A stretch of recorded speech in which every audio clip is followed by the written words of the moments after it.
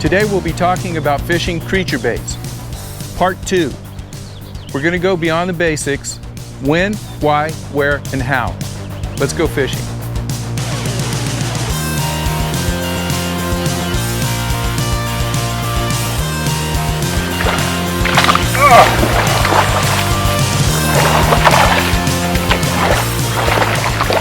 Yes! Hi everyone, thanks for joining me. Today we're obviously talking about creature baits. More what's going on up here, less of pulling baits out of your box.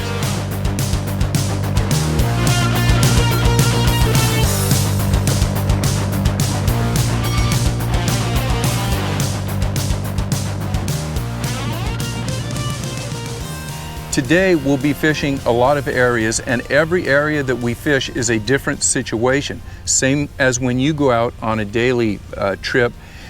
Every stop you make is a little different situation. So the weights that you are weighting your baits with are going to be changing throughout the day.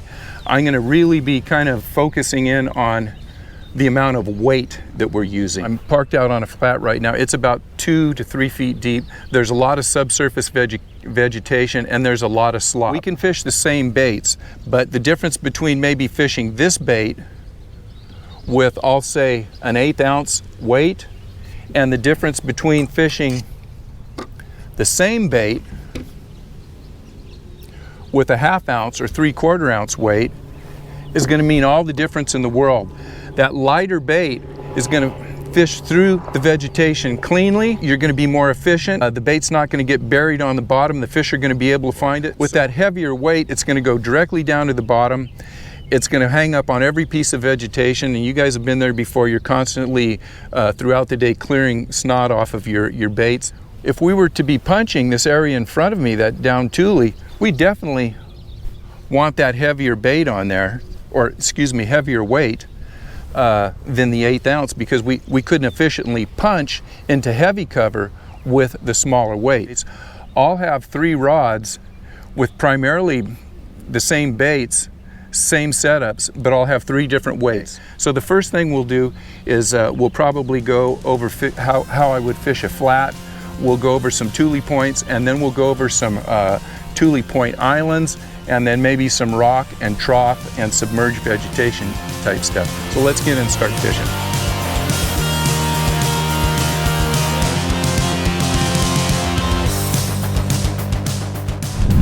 Brush hog, baby. Okay, we didn't have to go far for our first stop here, and I just want to clear a couple things up. We're talking about fishing creature baits today in and around cover. We will generally be approaching our spots from the outside, working outside to inside. But I wanted to talk a little bit about when you get in heavy cover like what we have in front of us here. And this is down tules. It could be surface vegetation of any kind. When we get into that, it's punch stuff. You're going to have to go with a 1 ounce, 1.5 ounce, 2 ounce weight to get in there and punch it. We will be punching creature baits at that time, but that's not what we're really talking about today. Today I want to talk about fishing kind of the outside, sparse cover, offshore tules, points, and things like that. What I will recommend though is in an area like this, the more accurate that you can cast, the lighter weight that you can use. If you're just going to throw a punch rod out and it's going to hit the mat, a lot of times it's not going to go through whatever you have, especially if you have a hyacinth that may be 1.5 foot, 2 feet tall. It's hard to punch through. But as you look out into this mat here, you'll find little holes and areas that you can find that if you are an accurate caster, you can get right in a hole and get it down into the area that you want to fish with a very light weight. You practice enough and you get good enough to put that bait in, I'll say an area the size of a coffee mug or even a shot glass, you're going to be able to punch a lot more of these places with a lot lighter weights. You're going to be more efficient. You're going to fish a lot cleaner. Okay, well, I've turned the camera around here. We've got a lot of stuff going on out here, so I want to explain how I would fish a lot of the different situations that we have out in front of us. We have some offshore tule clumps. We've got some points, we've got some surface vegetation, and we have a big flat out in front of us here that's about, I'll say 1 to 2, maybe holes with 3 feet of depth at high tide out in front of me. So let's talk about how I would go about covering this flat efficiently and quickly. The first bait I would probably pull out is this horny toad with a underspin on it with maybe about 1/8 of an ounce. And what we'll do here is simply cast it out and retrieve it like it was a crankbait or a chatterbait. Every now and then you might want to stop it and start it. You might want to give it a little twitch every now and then, give it some erratic motion. But we're going to use this type of bait to cover big areas. When the fish come up on these flats, they're here and they could be very aggressive and you could just clean house. When they're here, they're here. When they're not, they're not. So using a faster moving creature bait like this will help you either eliminate an area like this or maybe load up.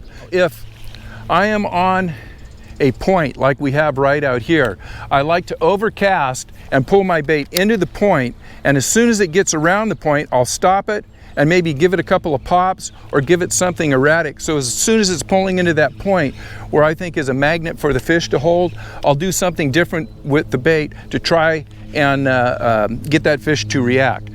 After I've covered this flat with a underspin and a horny toad, I want to get in closer to the vegetation and the offshore tule clumps. So what I'll do here is I will use a lightly weighted T-rig. On this particular T-rig, I'm using the modified T-rig, which has the bobber stop both on the front and on the bottom of the weight. That way, if I want to punch into the tules, I can take this, and by the way, I have a spinning rod in hand now. I would probably have this on conventional rod if I was punching in and very close to cover, but that will allow me to get inside the tules and just maybe pick up a fish that's holding deep in the tules. If I want to cover some water that is offshore, I'll take this bait that I have pegged and I'll simply move both bobber stops up maybe a foot or so above the bait. And this is not meant to go inside the tules. This is meant to go on the edges of the tules, let it sit down there, and I probably would be using an 1/8 ounce weight, just enough to get the bait to the bottom and let the actual bait maybe slowly drop to the bottom. Oh, I got a fish. Look at that. Now I just ran that horny toad by that point 2 or 3 times without a bite. This fish was inactive. I threw this lightly weighted goat in there and I picked up a nice little fish. Not a big fish, but you can see by using different techniques, you can pull fish from different areas. I'm glad this guy's not camera shy. You can use in here. So that's the way I would fish a little area like this in here. Let's go out to a tule point and we'll talk about how we're going to fish in these areas. This is a tule island out in front of me, and this is the point of the island. Never pass these up, especially if you don't know the area and you're searching for fish. The points on islands act as an entrance and an exit for fish coming into and off of the island. The fish that are coming onto these islands use paths just like we would if we're out in the forest, and they'll come in from the points and they'll come in here and then they'll disperse throughout the island. Then when they're done with their feeding, they'll move off the island, they'll come back out to the point and go out to their deep water. You can have a lot of people fishing them, but the nice thing is, because there's always fish coming in and going out, that these replenish really quickly. How would I fish this with creature baits? Obviously, I'd start off with my horny toad. I want to cast past the point and reel into the point. After I fish the point with an underspin in that horny toad, I'll go with a standard T-rig, maybe a 1/4 ounce, maybe more, depending on the situation. And I'll start fishing closer and closer to the tules. I'll hit right in there. I'll let it sit, pop it around.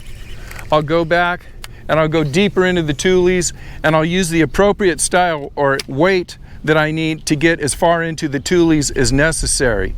Now, how long am I going to leave this bait in here? My general rule of thumb, if I am in less than 1 foot or 2 of water, I don't leave the bait in for very long. I drop it down, make sure it gets down to the bottom, I twitch it a couple of times, and then I'll pull it out. If I'm in 3 or 4 feet of water or there's a big space that I'm fishing, I'll soak the bait. Now on every day it's a little different, but my thought is the fish that are in small confined areas are going to be fish that feed on reaction. The fish that are in more open water, they have more time to examine baits and come around and actually look at the bait and pick it up. So that's why shallow water, I don't give them a whole lot of time. Deeper water, bigger areas, I'll leave it soak, fish the baits a little more slowly. Let's go to the next spot. So we're tucked into this little inlet in the tules. There's tons of these places out on the delta, and they hold big fish. I've got 1, 2, maybe 3 feet of depth out here. There's a lot of snot in here. There's a lot of cover. Big fish will hold in here. You have to be careful how you approach these areas, and you have to be careful how you fish them. Anything slamming down out there in the middle of it is just going to spook the fish. So this is a good place to try like the unweighted Yamatanuki, the cover scat, maybe an unweighted worm. If you're fishing worms, you can take these things and just pitch them into all the little areas and just let them sit. I like this Yamatanuki here because it almost acts as a jig or a Ned rig type bait when it's on the bottom, but when it gets twitched, it'll twitch around and swim almost like a bluegill. If it's open enough to where you can move it all the way back to the boat, you want to move it back to the boat and twitch it just like it was trying to imitate a bluegill or something. Especially important, if you look in front, there is a lot of sunlight on the water and there is also a lot of shade. So if you could get just a little different angle and get in here and pitch your bait into the shade, that wasn't a great cast, but you know what I'm talking about. Make sure you get it into the shade, because that fish that's sitting in the shade may not come out to the middle to grab a bait that's coming by him, but if it's put on its head, it'll pick the bait up. Let's try a different area. Fishing cuts. Another great bait is just the horny toad. Cast it out there, fish the middle, fish the edges, move it quickly. Try to pick up a reaction fish. Nothing happens with that horny toad. Go to a very lightly weighted T-rig. I'm talking about maybe an 1/8 ounce, and fish the edges. Fish them a little slower and look for the fish that may not be as active. Remember, when you're fishing these cuts, as the tide ebbs and flows, the more water movement you have, the heavier weight you may need to get to the bottom and keep your baits pinned to the bottom. So fishing at a slack tide, maybe an eighth of an ounce. When you got a big tide, you may have to go to a 1/4 ounce or even heavier, depending on the cut that you're fishing. All right, we're out on a tule line bank. There's rock and tule, tule and rock, rock, rock, rock, tule, tule, tule. A lot of different things you can do out here when it comes to fishing creature baits. If there's enough depth, I like to pull my boat in real tight, especially if we have tules, a little trough, and maybe some offshore vegetation. I'll throw to the outside and I'll see if I can get those fish first. I'm fishing this real quick. Then I'll throw to the inside, and I'm using the horny toad. I'll see if I can get anything in there. Then I will pick up my T-rig. You can take your lightly weighted T-rig with a variety of different crayfish type baits or worms. I know we're talking about creature baits, but these are great spots for worms also. You can drop shot them on the inside or the outside. You can take your Yamatanuchis, you can throw them on the inside and just let them fall naturally and do a do nothing presentation. Now, if I am punching heavy into the cover, back farther into the tules, I'm going to go with maybe a 1/2 ounce bait so I can knock that bait back in and fish way deep into the tules. Sometimes you've got good depth right in next to the bank. That's when you want to use a heavier weight. If I'm fishing the outside, I may use a drop shot or a lightly weighted T-rig.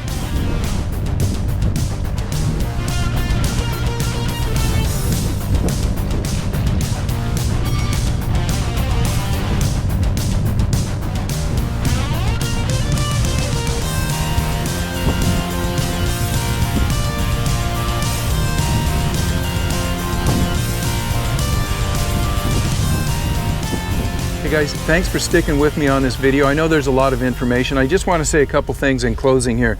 Number one, it may not be so much the bait that you choose, it's the decisions that you make. Remember that. Hopefully my videos are designed not to give you the exact information that you're going to need on any given day out here, but it's to give you the information to help you think about it and give you a path to find your own way when it comes to fishing different situations. I hope that makes sense. But anyhow, thank you guys so much for watching. If you have any questions, hit me up in the comments. I try to answer every question that comes in. And man, I hope you guys enjoyed the video. Until the next one, I hope you catch a few fish, and we'll see you guys on the water.